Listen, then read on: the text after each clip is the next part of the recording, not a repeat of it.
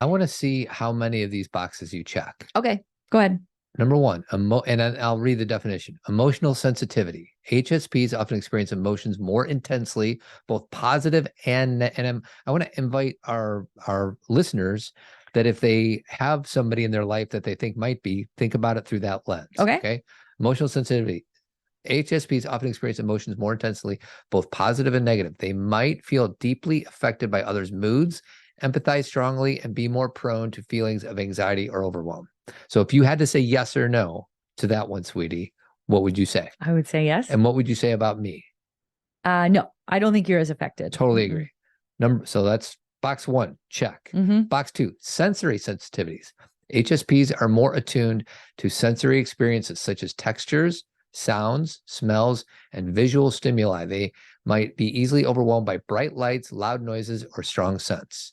Oh, yeah, that's like my life. That would be a yes and a no for me, right? And a no for you, yeah. Number three. You need to learn how to smell more things. No, I don't. I smell pizza and French fries, and that's fine. Somewhere and I'll be like, the smell is so bad. And you're like, I don't smell anything. Number three, empathy and intuition. This is an interesting one because by the way, I'm totally okay with not being either the first two, but now all of a sudden, intuition, like I would like to have that. Yeah. Let's see. Empathy and intuition. HSPs tend to have a strong capacity for empathy and intuition. They can pick up on subtle emotional cues from others and have a keen awareness of the emotions and needs of those around them. That's a double check for sweetie. Yeah. You should put 2 checks in that one yes. for you.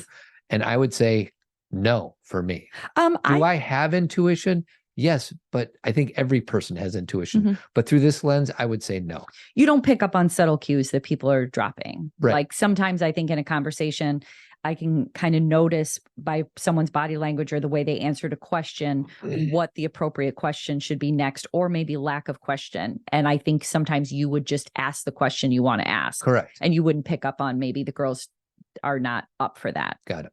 So you're 3 for 3. Okay. Number 4, depth of processing. HSPs tend to process information deeply and thoroughly. They may take longer to make a decision because they carefully consider all aspects of a situation before reaching a conclusion. Well, I think this is an interesting one for me because as far as thinking deeply about something, oh my gosh, like I'll take something to the end. But I also, another part of my sensitivity is I actually have, I make very emotional decisions, meaning like if I was choosing an Airbnb or a shirt, or when you and I were choosing homes, I can walk in and feel if it's right.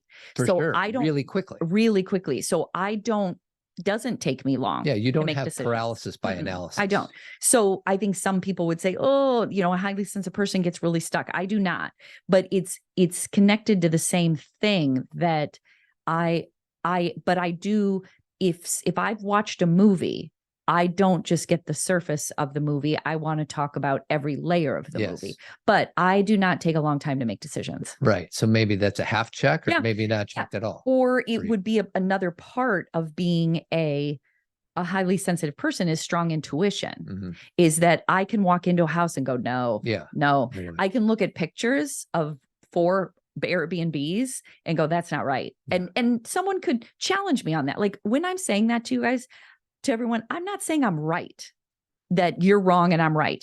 I'm saying this is how I feel and I go with it. Yeah. That's what I mean. Last one. Okay. And I don't know if this is the best. I don't know how important this one is, but I'll say it anyways. Overstimulation. Because HSPs are more sensitive to stimuli, they can become easily overwhelmed in situations with a lot of sensory input or emotional intensity. So now I'm going to go back to my father-daughter weekend this weekend, and I saw some of these younger people who became overwhelmed very quickly. Exactly. And I think you would say, bringing it back into my world, that's me, is that I can go into pretty much any environment, but I have to have an out. I am somebody who needs to have a car that I can leave with. I like to sleep in my own bed if possible. That doesn't always work out, but I need to know that I'm going to have time alone, or else I have a lot more difficulty doing things. What is harder for kids, I'm an adult now, and I can state this and I can choose it, right? I can say, and it does, I can't think of a time it's driven you crazy, but sometimes when I'm like, I want to have my car, I want to be able to leave. I know that's not easy for you or for other people. I'm like, who cares? Yeah. You're like, let's just go in one car. Let's just spend the night. Who cares if we don't have a pillow, you know, and these are hard things for me. And a kid though doesn't have choices. And I am saying that as a kid who had to go through that. And then these kids, and again, I don't think the point of this is go label your kid highly sensitive. I think the whole point of this is Elaine Aron wrote a book that gave us language for things that we in our society have tended to call wrong. There's something wrong with you. This shouldn't bother your feet. Why are you wearing sunglasses when there's no sun? Why do you smell everything? What's wrong with you? And all of a sudden you're the problem. That you are too much, as my girls would say, extra.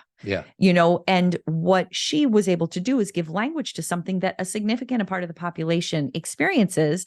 And instead of beating themselves up for it, they say, oh, that's just kind of how I deal with the world. I literally view it as a thin veil between me and the world.